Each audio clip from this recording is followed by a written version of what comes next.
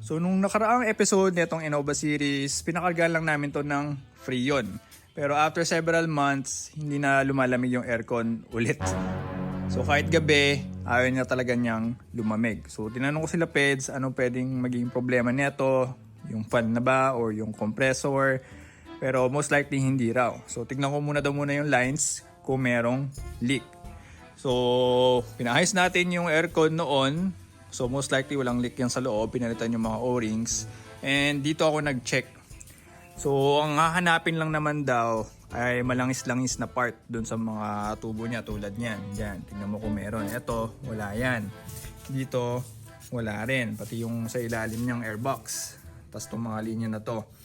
Nakita ko, meron dito sa baba. So dalawang line yan eh. Low pressure line tong malaki, high pressure line yung isa dun sa baba.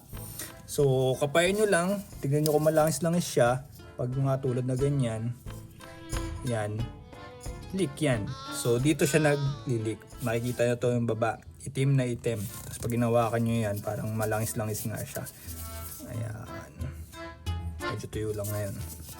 So yan ang hanapin nyo sa aircon lines nyo pag may leak. Yan, yung mga ganyan. So yun, na-determine na natin kung saan siya nagli-leak.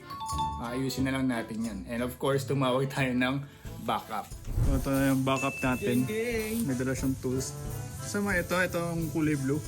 Ito kasi, may standing pressure kasi yung 134A. Depende sa ambient temp. Pero kung ganito, So dapat na pag normal, nasaan dapat? sa 80. Ganun. 80? Oo. Kala. Nagbabago yan, depende sa ambient temp. Okay. Characteristic ng gas yun. Pero sa lagay na yan, kurente, parang kulang na yan. Kulang na kulang. Wala, hindi na nga talaga nalamig kahit gabi. Kaya hanapin natin tagas. Pero kapayin mo dito sa may ano, yan, yung baba, yung high pressure line. Ayun lang, pre. Meron, no? Diba? Ayun lang. Hopefully. Malalaman natin yan. Pag kinargahan. So binaklasan na namin yung expansion valve. So isang 12mm bolt lang yan kung tama naaalala ko. And hinugot na namin yung low and high pressure line para palitan yung mga O-rings nito. Hugutin ba lahat to? naman anong safe? Sige. Malangis oh. Langis? Oo. Yan na yun. Yun, nadaan yun. Yan, tanggal. Yan lang, yan lang. Ito lang pipi yung taas yung natagas ata. Matagas. Yung low. Kasi ito yung malangis tingnan mo. Pero dito sa ilalim, wala. Kita mo? Makintab eh. Makintab. Tapos tingnan mo pre, yung profile ng O-ring. Parang medyo na siya flat. Dapat yan medyo Brown. dapat medyo pa-donut yung hindi siya. Tapos minsan kasi yung ginagamit ng O-ring, hindi yung Pang aircon. hindi nakakasurvive yun sa sa So parang saglitan lang. kasi ba yung O-ring ng ng R134A na fittings versus yung R12? Yung R134A kasi may para siyang groove kung saan sasalpak to So parang may ribbings, ganun. Pero yung R12 flat siya talaga. Copy. Kaya mas manipis yung mga O-ring.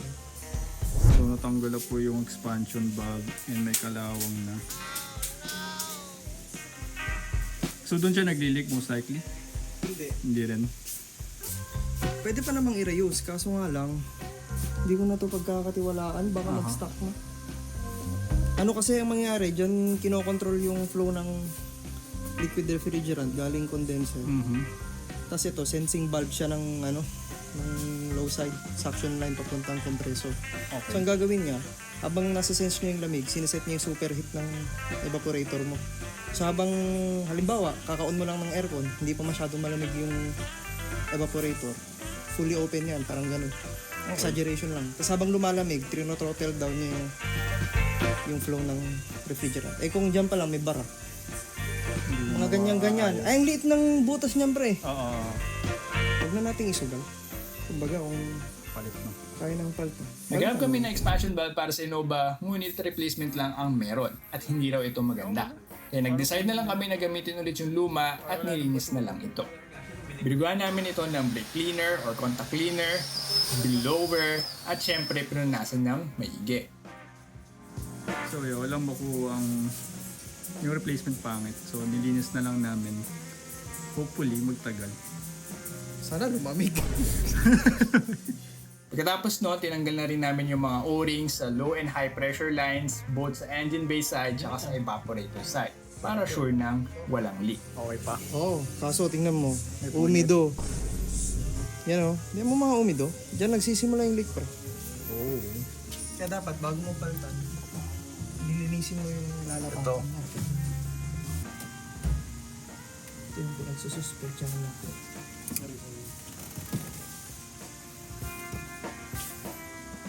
Ito yung sa ano, sa labas.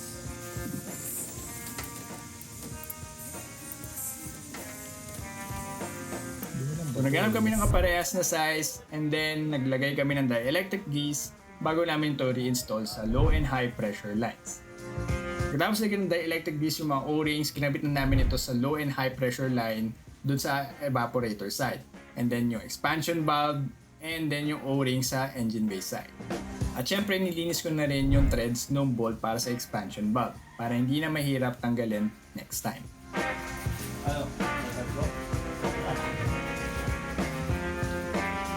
Dinagdagan na rin namin ng oil yung sa compressor para medyo mabawasan yung ingay nito. Pero eventually, mukhang palitin na rin yung AC compressor. At pagkatapos lahat ng yon, binalik ko na yung mga binaklas ko at kinarga na namin ng Freon yung aircon ng Innova.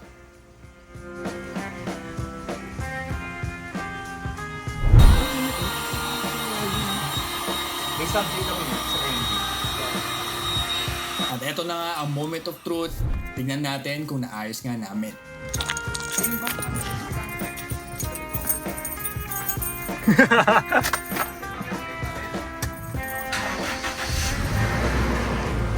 Buksan na?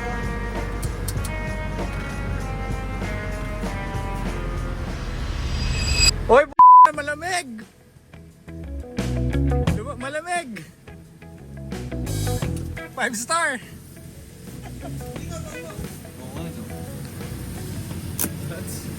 Pwede. Pwede.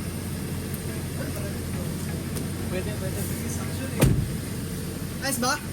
Ayos! Uy, lumamig nga! Lumamig nga! Natsambahan! Ang tanong, magtatagal ba? Malamig na eh. Ito, pakulis mo. Papawis na ba? Yes, sir. Yung mo tumasik ka.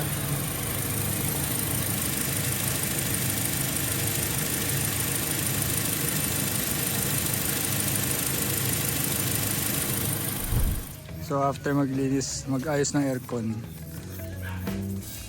lalagay kami ng transmission juice. Ayusin daw niya yun mga delay nung shifting. Sakit ng Pajero. Sana magamot. Lucas. Ito ba rin yan, Ped, bro? So ito po yung talyer natin dito. Parang okay pa, Ped. Kasi kakapilis ko yan, bro eh. Kaso nga lang, bago natin ilagdag to. Kailangan bawasan. Lang ba to? Bawasan mo na lang. Ayaw ko kasi sobra eh. Baka ayaw, may talyer ah. Tapos meron po akong dito, detailer. Akin na lang yung luma. Ano? Welcome to What's Up Talyer.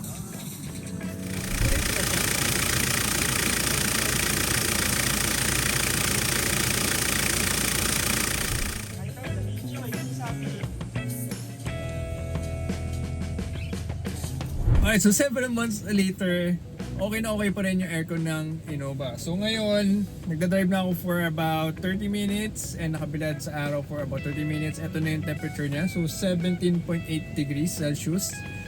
Tumataas siya kapag nakapark ka at bilad na bilad sa araw. So ballpark ko somewhere around 18 degrees to 19 degrees Celsius yung ambient temperature dito sa loob kapag naka-max yung aircon tapos fan speed 3. Pero kapag umaandar ka naman, siguro mga 17 degrees, more or less 17 degrees Celsius yung ambient temperature kapag nakatutok yung aircon sa'yo. So kasi kanina, yan, mabagal yung taas niya. Ngayon lang, tumataas lang na medyo mabilis nung nag-park na ako.